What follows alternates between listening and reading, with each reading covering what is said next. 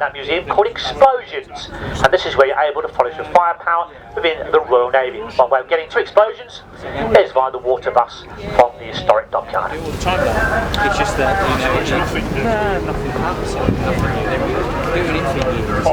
Yeah. And there we are, folks. If you're looking here on the left-hand side, you've got the newest warship and one of the oldest in the background there, which of course is HMS Victory. It will be. It will be. It'll take a long time. This in the Prince of Wales. Yeah.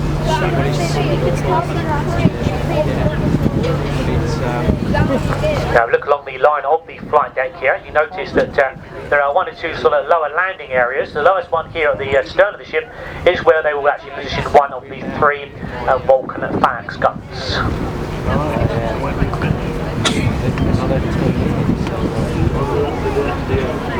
Yeah, so back over here on the right now, we're just passing a small island. This is